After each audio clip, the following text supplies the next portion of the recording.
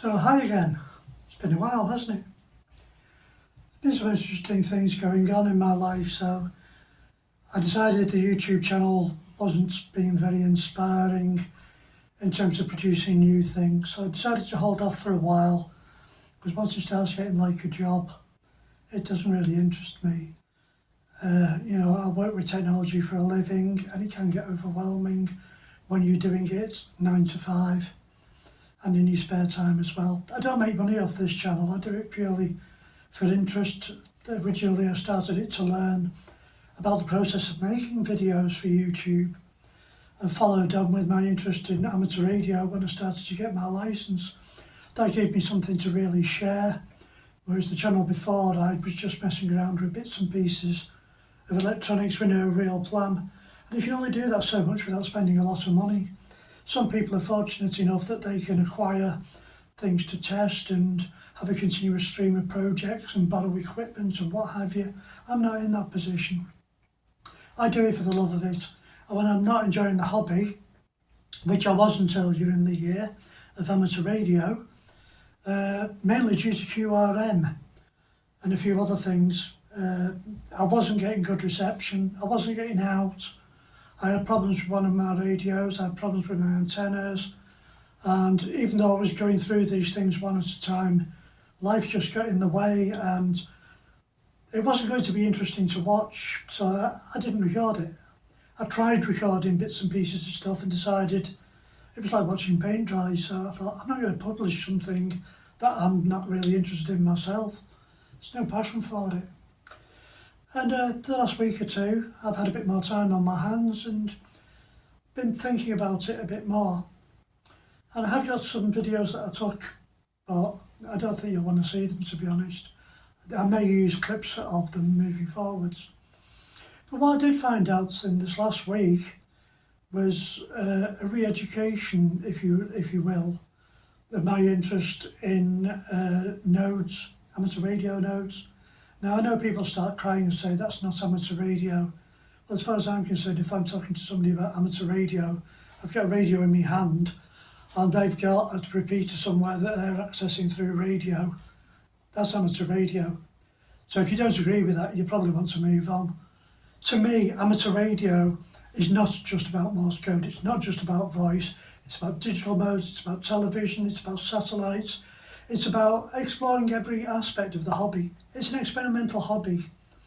So yeah, that's my intro anyway. I'm going to do some stuff on WPSD today because I looked into it a few months back, actually before Christmas last year. It started to fall apart once I got it all working, and I'll explain the reasons why for that. I eventually found other people having a similar issue. So I'll be looking at the reasons why for that. And feel free to suggest things that I can look into that don't cost a fortune to do, and we'll have a look at those subjects. But thanks for sticking with me in the channel. Let's see where it goes next. It's going to be interesting. What is a hotspot not? Well, it's not a hotspot when it doesn't work. I did a video a few years ago about PiStar software for hotspots. I owned a couple as I used to live in a house with multiple floors and the Wi-Fi wouldn't penetrate them all, so I built two.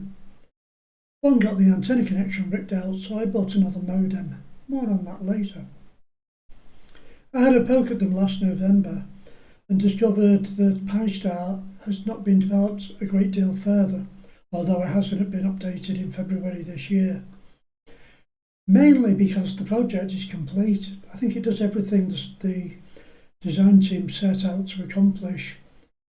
And yeah, it's not the most used piece of software in the world, but I felt like it needed to move on. The GUI needed to be, GUI is the graphical user interface for those not in the know.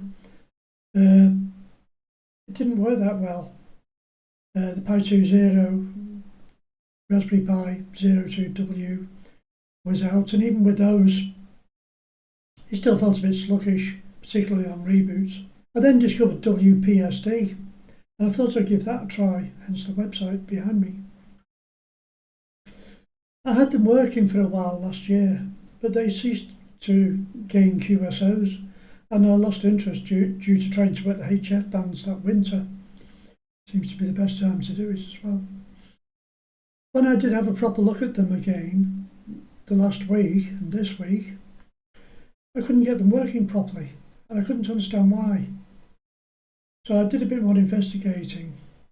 So the basic kit is a Raspberry Pi Zero 2W. So I've got two of those. MMDVM modems. I've got three of those because of the damage to one of them.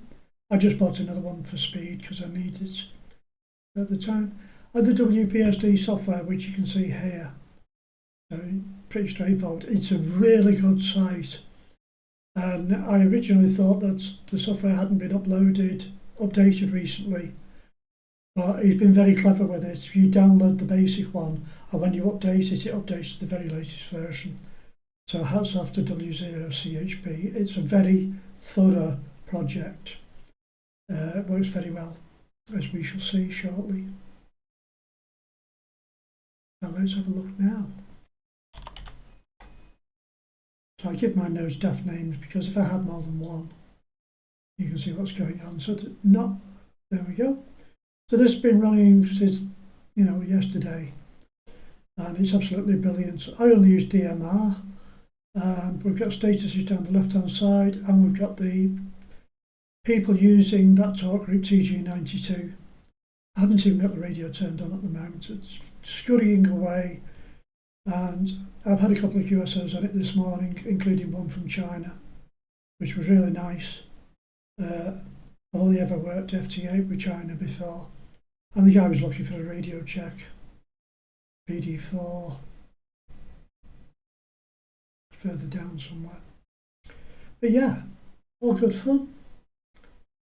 So I like the way this is laid out, and there's no need for me to go into the installation instructions because if you've done PyStar before, it's clear. If you've done WPSD, if you want to install it, it's a lot clearer anyway. So you may as well just follow his instructions. There's other people out there doing installation instructions, and I can only do them for DMR and the MMDVM. I know the hotspot's a very popular node, but UK users, I think, were restricted to simplex, although I have seen one or two setting them up as repeaters, and I don't know whether you need an NOV for them. So since my last attempts, I bought some brand new 64GB cards. Yeah, it's overkill, but they're peanuts these days. I bought branded SanDisk ones because I always do. They seem to last well, they're not perfect. But for me, they're stable. I've made the mistake of buying cheap Chinese stuff before. And yeah, the emphasis is on the word cheap rather than Chinese. And I've been disappointed with it. So I'm not doing it. I lost a lot of data on one of my first SSDs through using a Chinese one. So, having downloaded the software and installed it to the SD card using PyImager as my tool of choice, I started the Pi Zero 2W with the monitor connected as you would. After 5.5 seconds on the installation log, I got this error, which I'm going to put on the screen. I won't attempt to read it, but it said end kernel panic not syncing. Attempted to kill init. Murderous code. So I tried another Pi Zero 2W. Now, most people couldn't do that, yeah, I know. But if you've got to, then you can do it, obviously. I then tried another SD card, and another, and another. They all exhibited exactly the same characteristics, the same error code. I was hoping to eliminate them from the diagnosis and eliminate the SD cards. Now, I recalled originally when I tried to do a setup that I used a Pi 4, and the reason I used a Pi 4 was at the time I didn't have a lead to go from the little HDMI connector to my monitor, or in my case the KVM switch, which just allows me to switch the monitors over. So I thought, I've got a couple of Pi-4s lying around doing nothing. You know, one's doing Flight Radar 24. I've got another one. So I grabbed a Pi-4, set it up, plugged the most recent SD card in. Lo and behold, boots up, straight past the 5.412 second mark, but obviously much faster. But you could see it fly past the point I was at. So problem solved. But I wanted to know why. So I did some research between doing the setup reboots, and sure enough, there is an issue. That's helped by the fact that WPSD doesn't have version numbers when you download it, which I'm since discovered it doesn't matter. I am of course using the bookworm version. I then went into the calibration. I did all the setup. Don't need to go through. But if you want a video on that, I'll happily do it. I'll do a short section at the end about DMR setup. It's really easy. And it had the usual vocal pumping where it's going in and out of distortion. So I went into the calibration, which is much improved on this version. You can access it from the GUI and you can do it from SSH as well. And yeah, I ran it. And the first time it didn't work. And I forgot you need to save the offset at the end. But I'll do a little thing about that at the end. But the top and bottom of it is I got it working. And I made a couple of QSOs on it, and I'm really delighted. So I put out for a couple of radio checks yesterday, and I did 3 QSOs, which is more than I've done for months. So it was a really interesting little project. So I'll do a quick walkthrough of WPSD and its features, and it will be a quick walkthrough. I think if you're going to get into nodes, you're going to look at how-to videos, but I'll introduce it to you anyway. So here's the dashboard. As we've talked about, it shows the status of the radio, which of the digital modes, rather than nodes, you're connected to,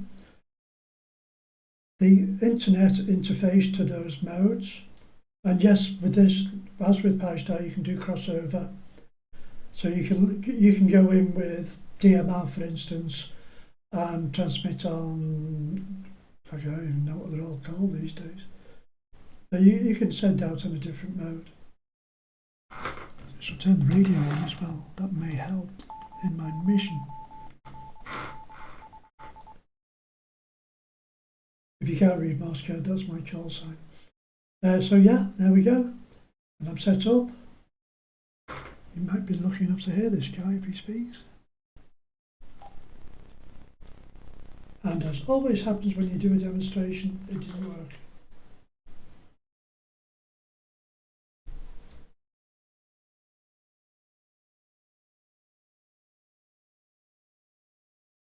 You can guarantee the second you put a camera on the screen, the twin slit experiment kicks in and it fails.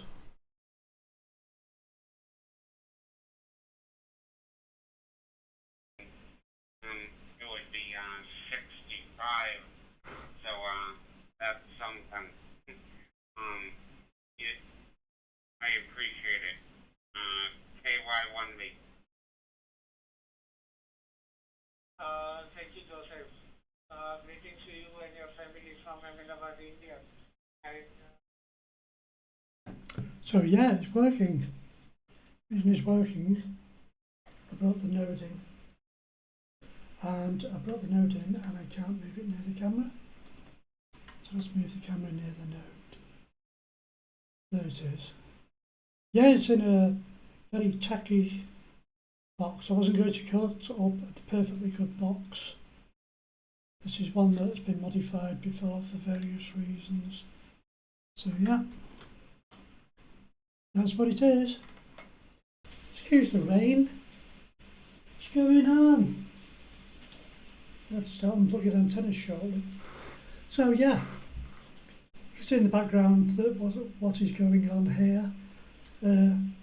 There's a guy in India talking to a guy in the United States. And to me that's wonderful. You know, it's VHF, UHF. It's something I can't achieve. Can't achieve it for various reasons. Excuse the creaking chair, it's not as well made as its predecessor.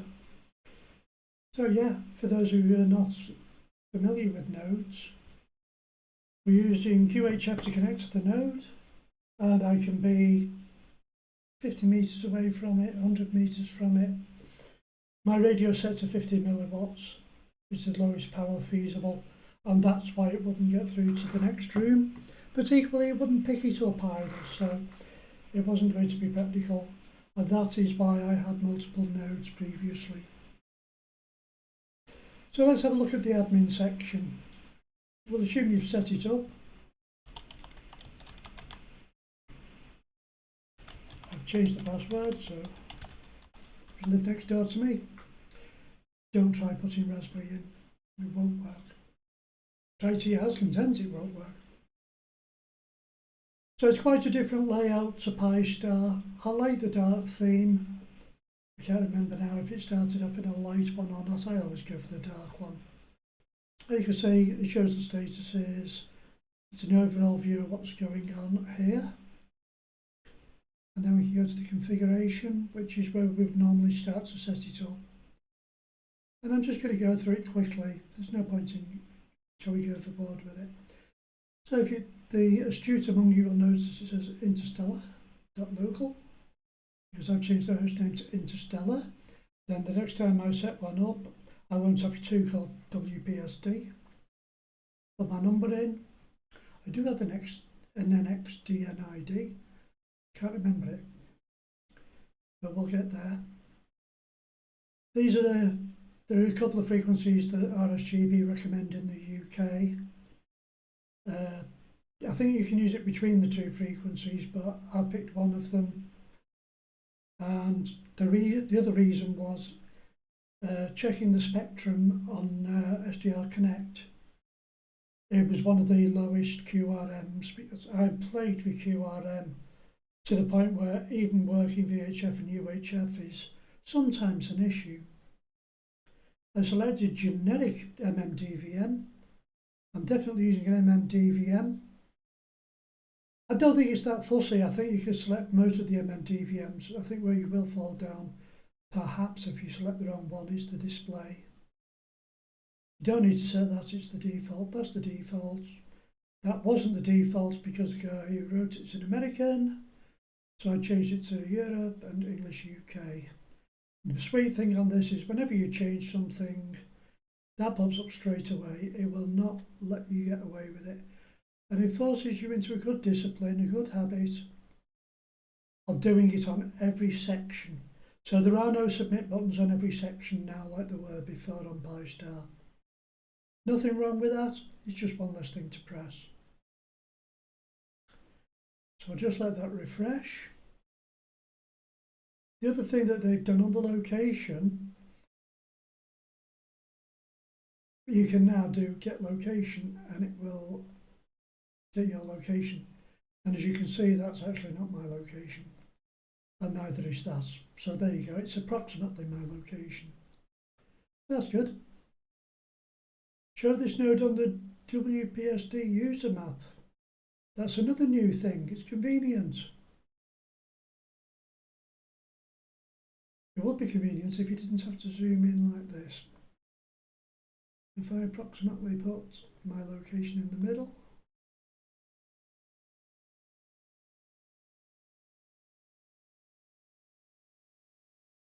No, I'm not there. Not there either.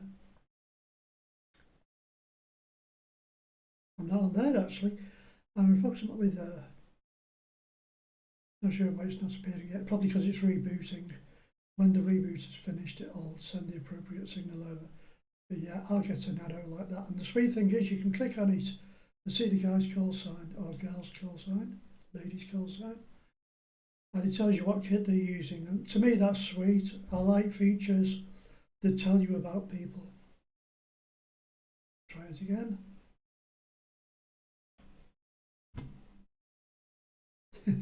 Here comes the lightning. Bit the wrong afternoon to record a video. I'm going to go ahead with this, I don't care. No, I'm still not appearing, it should be about there. It does appear though. Still not there. There it should be.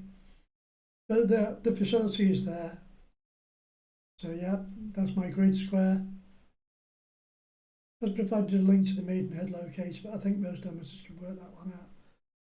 If you select it to auto, it now selects qrz.com, which, you know, I think is the most popular site. If you use something different, you can work the URL out of your profile and enter it. APRS, don't have it. Did have it on the Anytone 878. TYT, MD, UV 380, UHF, VHF. A fraction of the price. It's not as good as the Anytone. I tried to buy a second-hand Anytone, but nobody's parting with them really. I might do it yet. So you can select what modes you want to work. I would set these up one at a time, only using one mode. Otherwise you can get yourself in a right mess. Once you've got the modes you want to work set up, by all means go ahead, switch them on, experiment with them. And that's what I'm going to do with NXDN. Cross modes I'm not experimenting with at this stage, but they're there for those who have the knowledge.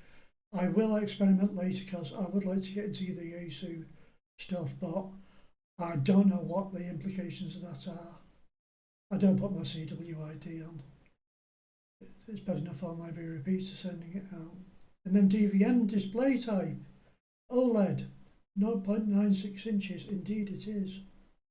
I've got quite a few of those displays. I want a bigger one though, so I'm quite happy to change that at some point and cut a bigger hole, and that's why I'm using an old case to butcher.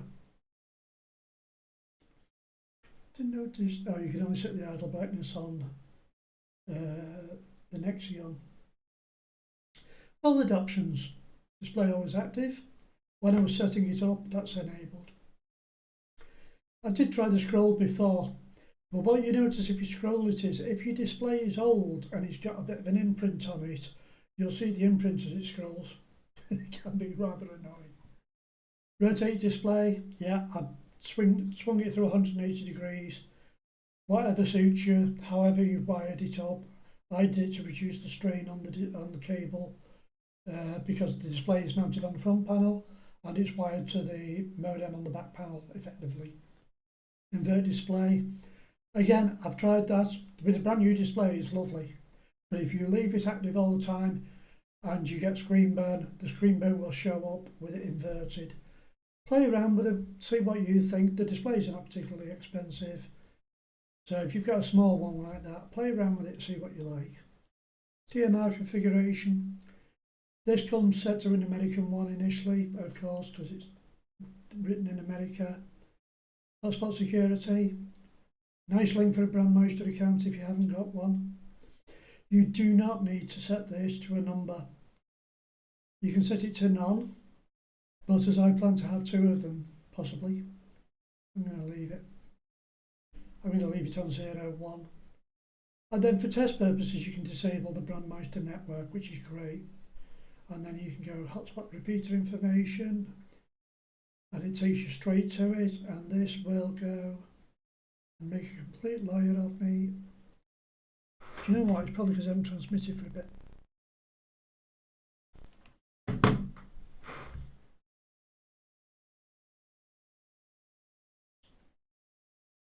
That could be why.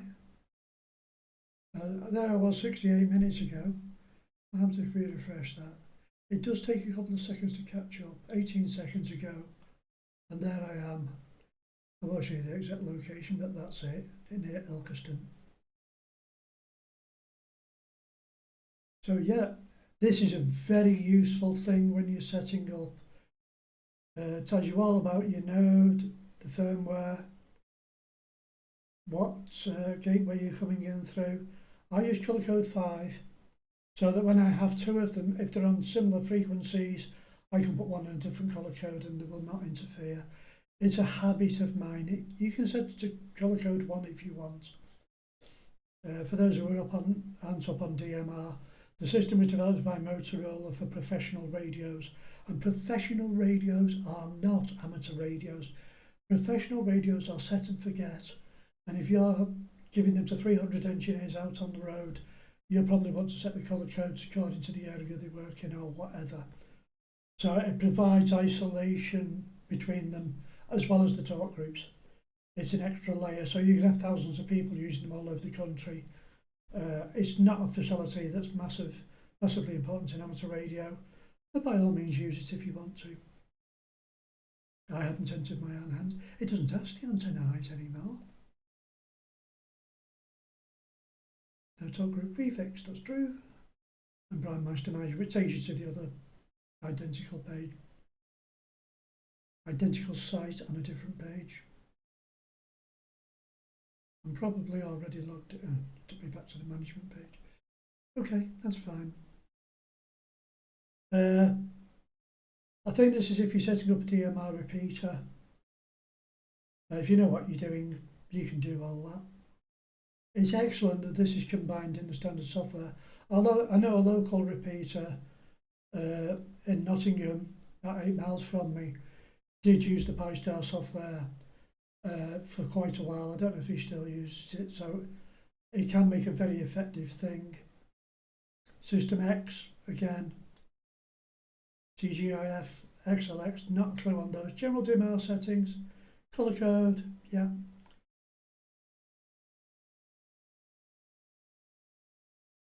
Not sure about extended message support. Hopefully that does a bit of logging. So that is your digital modes. Access control, private.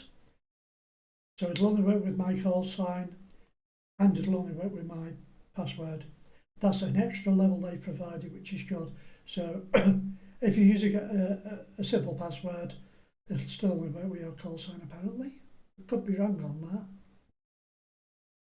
UPnP, not sure.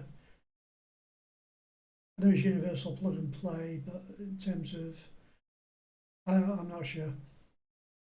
Auto AP. So your internet goes down. Annoying. Can't use my node. If you set it to Auto AP or you take it mobile with you out in the car and you haven't got your home internet with you, if this is set to Auto AP, it will automatically set up a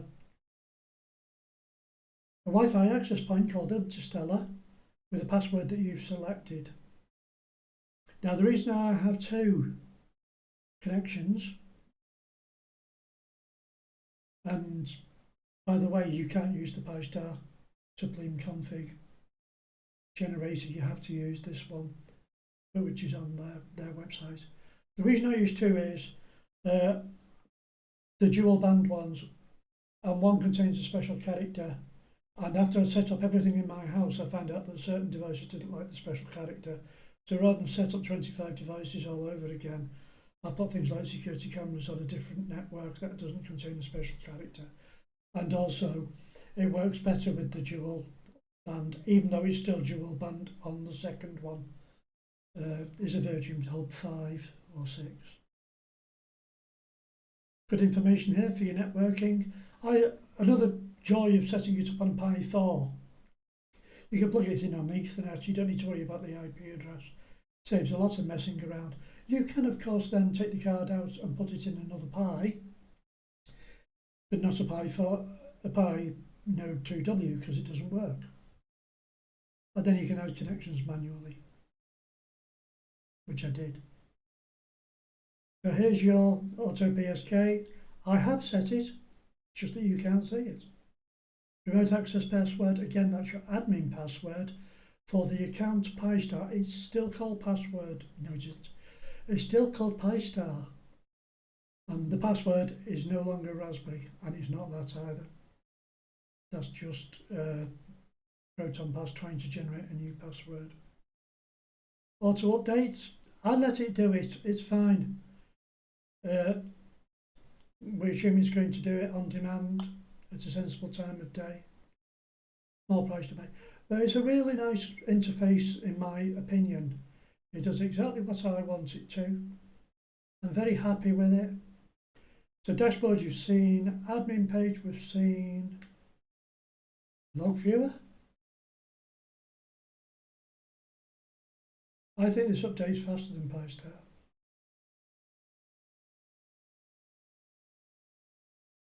I know he's done a lot of work on the modules and he chose not to rename them. They're still called PyStar, a lot of the original ones. So yeah, you can tell he's working. If your radio has an off day and won't connect, you can see what's going on and you can download them, etc. Admin page, we've done that. Power.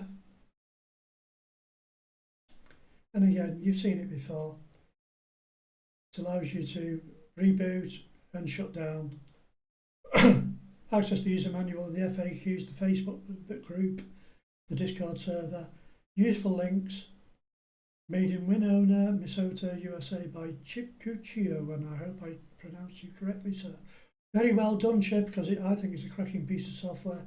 There are people who have issues with it, and I think that's true of any software that's developed by one man, because I know how big a job it is, being a software developer by trade.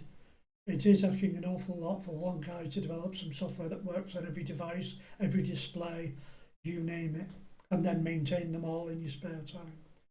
You can download the configuration, and I did. You can restore it, which I also did from my November setup, which was brilliant.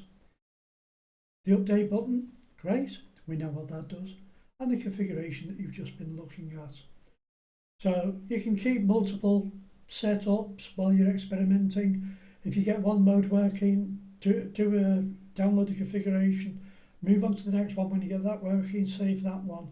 And then if you're using multiple modes, you've got copies, everything is working.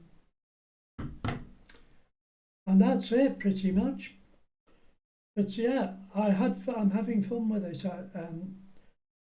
Because of the limitations I've had with QRM and antenna failures and cables breaking, I just want something that I can just switch on and tell to people sometimes. That's enough for me.